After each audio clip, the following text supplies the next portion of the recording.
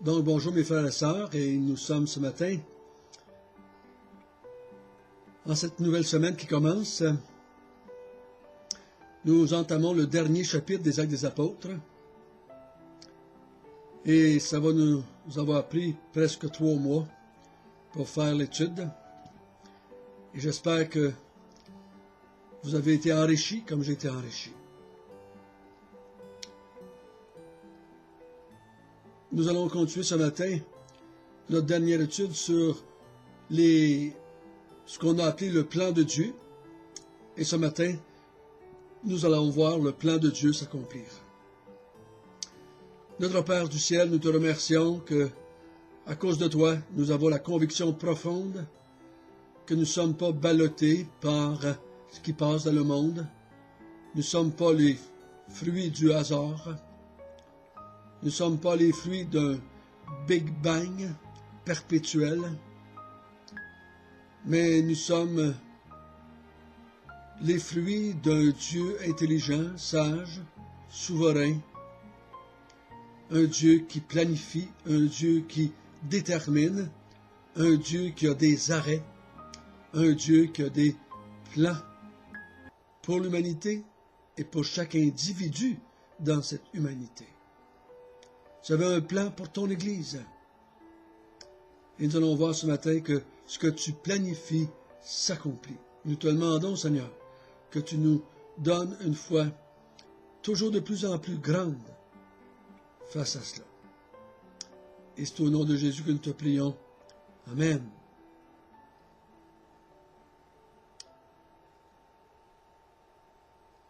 Depuis 6 chapitres maintenant, nous avons vu Paul recevoir une promesse de Dieu qu'il irait à Rome pour rendre témoignage devant César. Et on a vu que toutes sortes de choses qui s'est déchaînées autour d'eux.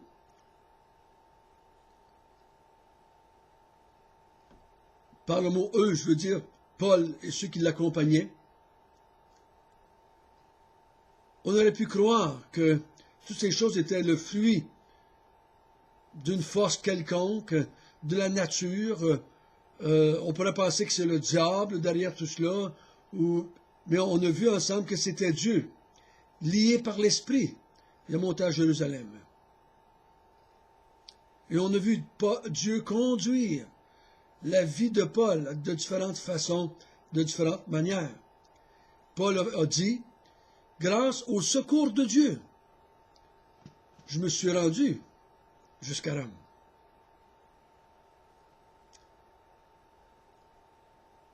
Paul s'est pas rendu à Rome parce qu'il était un bon chrétien. Paul s'est pas rendu à Rome parce qu'il avait un grand désir d'y aller. Malgré je crois qu'il désirait y aller. Paul s'est pas rendu à Rome parce que prier. Paul s'est rendu à Rome parce que c'était le plan de Dieu.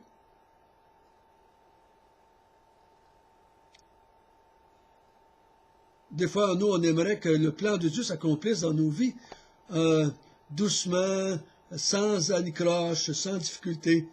Mais son plan s'accomplit des fois sans difficulté, des fois sans douleur, mais d'autres fois avec difficulté, avec douleur. C'est lui le maître, c'est lui le chef de notre destin.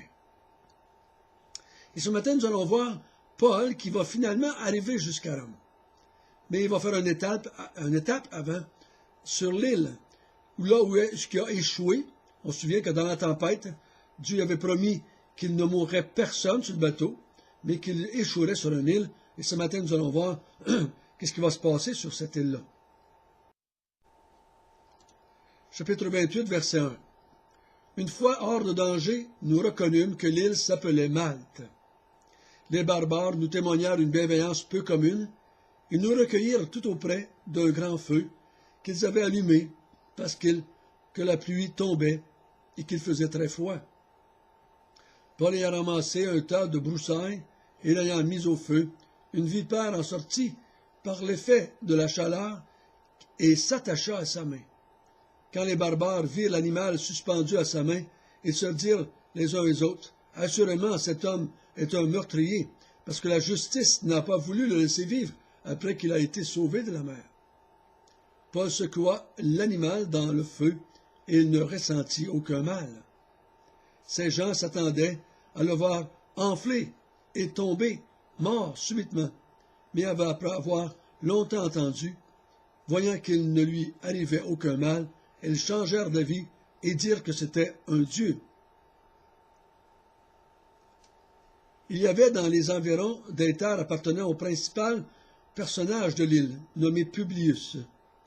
Il nous reçut et nous logea pendant 3 jours de la manière la plus amicale. Le père de Publius était alors au lit, malade, de la fièvre et de la dysenterie. Paul s'étant rendu vers lui, pria, lui imposa les mains et le guérit. Là-dessus vinrent les autres malades de l'île et ils furent guéris. Et on nous rendit de grands honneurs à notre départ et nous fournit les choses dont nous avions besoin. C'est ce qui se passe sur l'île de Malte. Donc, Paul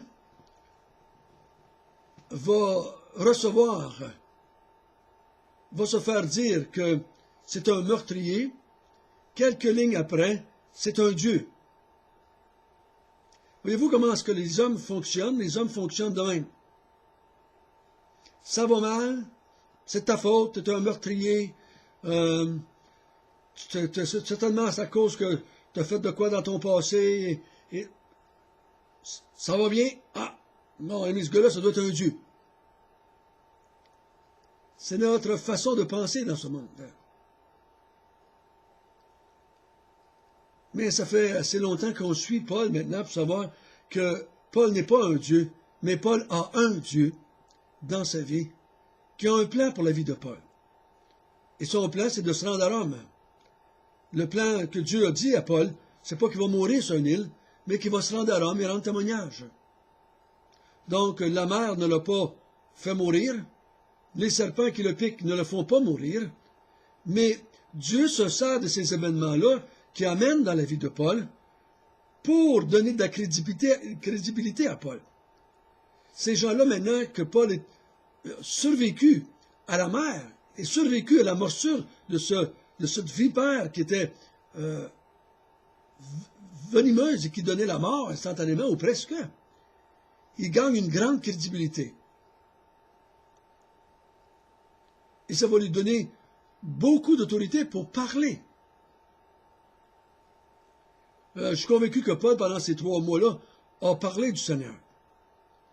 Et là, un peu après, Paul va se rendre dans la maison du chef de l'île, Publius.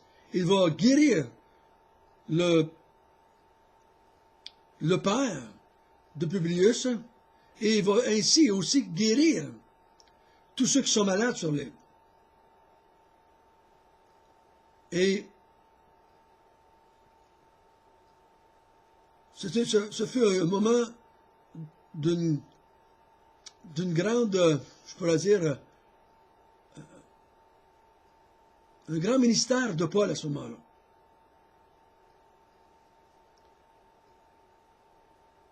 À un tel point que quand il est prêt pour partir, on lui a fait de grands honneurs et on lui a donné tout ce qu'il avait besoin pour continuer son voyage.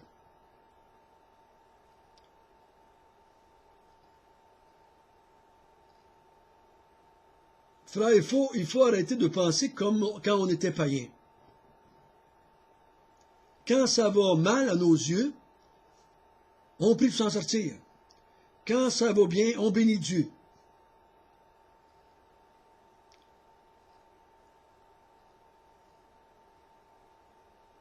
Il faut voir Dieu au contrôle de tout ce qui se passe dans nos vies. Et finir par comprendre et appliquer chaque jour de notre vie toutes choses concourent au bien de ceux qui aiment Dieu. Tout ce que Dieu veut qui arrive dans notre vie va arriver. Il n'y a rien qui n'est pas au contrôle de Dieu. Nous sommes sous le contrôle de Dieu. Les inconvertis sont sous le contrôle de Dieu. Les animaux sont sous le contrôle de Dieu. La température est sous le contrôle de Dieu. Et Dieu ne laissera jamais arriver dans nos vies des choses qui vont nous frapper par hasard et qui vont contredire le plan de Dieu pour nos vies. Dieu veut ces choses ou Dieu se sert de ces choses. Comme il le veut pour accomplir son plan.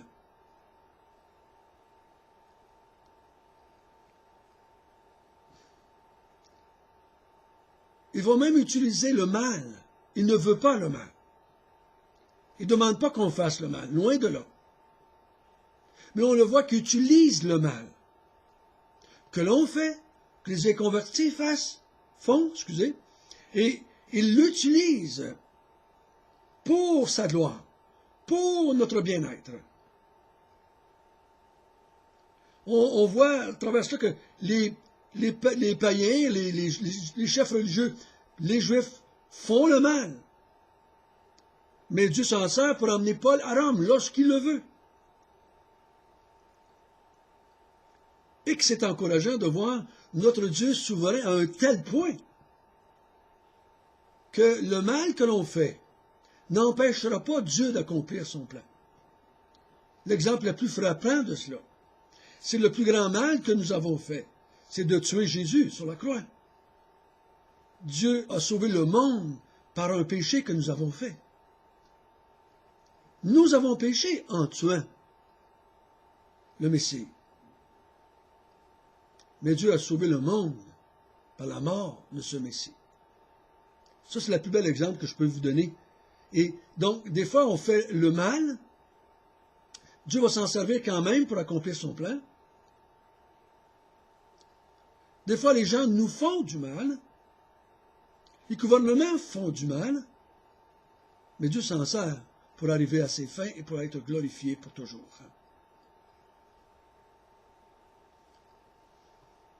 Donc, Paul va, après 3 mois, va continuer son voyage.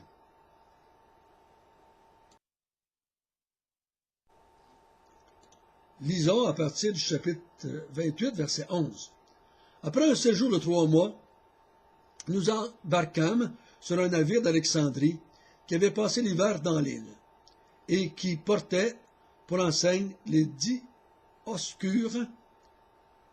Ayant bordé à Syracuse, nous y restâmes 3 jours.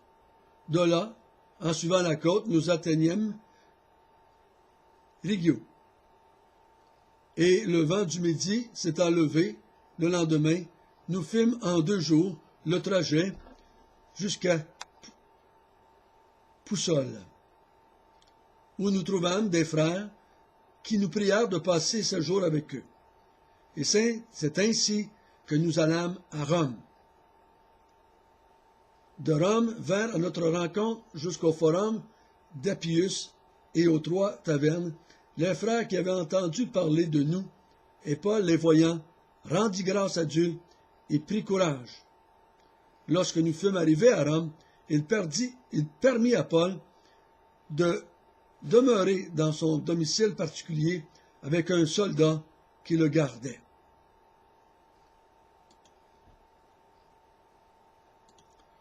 On pourrait dire, enfin, à Rome. Ce que Dieu avait planifié s'est accompli.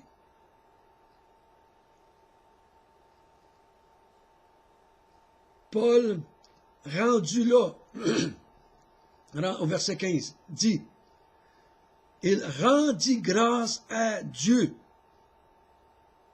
Quand on rend grâce à Dieu, c'est parce que ça ne dépend pas de nous. C'est Dieu qui a fait le travail. Dieu l'a emmené à Rome malgré la méchanceté des Juifs, l'incapacité des chefs romains, leur hypocrisie, leur désir d'argent, leur désir d'être populaire, malgré les tempêtes, les serpents, malgré les doutes que lui-même a eus. Le plan de Dieu s'est accompli. nous ne sommes pas assez forts pour contrer le plan de Dieu. Si nous étions assez forts pour contrer le plan de Dieu par le mal, Dieu ne serait plus Dieu. Dieu ne pourrait pas accomplir ce qu'il veut accomplir.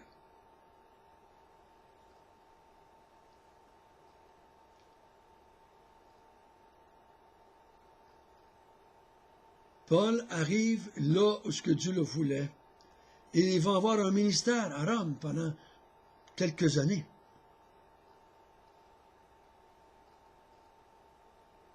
Et Dieu, dans sa grâce, permet que Paul soit gardé à Rome. Il n'est pas vraiment en prison. On lui donne un logement. Et là, on lui permet de recevoir les gens qu'il veut. Et je me suis dit, en même temps, Dieu, dans son infinie sagesse, lui donne un garde du corps. Et les Juifs ne pourront pas y toucher parce qu'il est gardé par les Romains. Et là, on va voir demain qu'il va pouvoir proclamer l'Évangile comme il le veut. Frères et sœurs, n'oubliez jamais cela.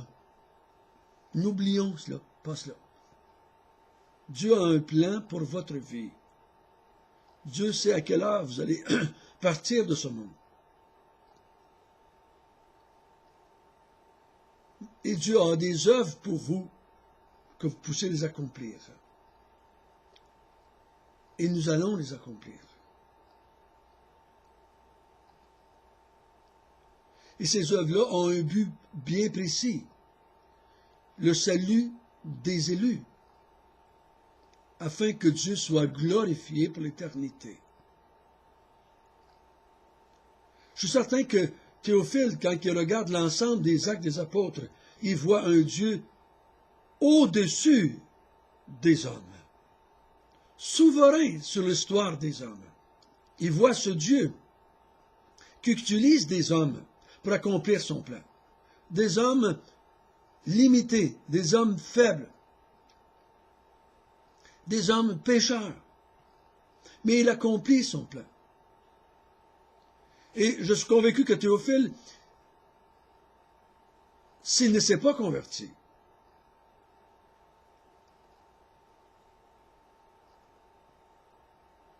va être obligé de dire, ben, je ne sais pas comment expliquer ce qui s'est passé, mais il y a des choses qu'on ne comprend pas dans ce que ces hommes-là font. Mais s'il se convertit, il va faire comme nous, donner gloire à Dieu et dire, l'Église, ce n'est pas l'affaire des hommes, c'est l'affaire de Dieu. Ce n'est pas les hommes qui bâtissent l'Église. C'est Dieu qui bâtit son Église par le Saint-Esprit qui fait habiter dans ses enfants. Et c'est pour ça que nous lui donnons toute la gloire. Notre Père du ciel, merci qu'à travers l'histoire de Paul, nous voyons à quel point tu es un Dieu de parole, un Dieu qui fait ce qu'il dit, qui fait ce qu'il a promis, qui accomplit toujours ses plans. Ça nous donne paix, sécurité dans ce que nous vivons. Ça nous donne d'œuvrer à ton œuvre dans le monde, avec ce que nous avons, avec nos capacités, nos dons, nos vies, même avec notre folie de péché. On sait que ton plan va s'accomplir. Et je suis convaincu que nous allons dire à la fin de notre vie, nous rendons grâce à Dieu. Nous rendons grâce à Dieu pour tout ce qu'il a fait. Et pour les journées qui s'accomplissent autour de nous, pour ce qui s'est accompli la semaine passée, ce qui va s'accomplir cette semaine, nous te rendons grâce, Seigneur, parce que nous allons voir ton plan se dérouler devant nous. Et c'est au nom de Jésus que nous te prions. Amen.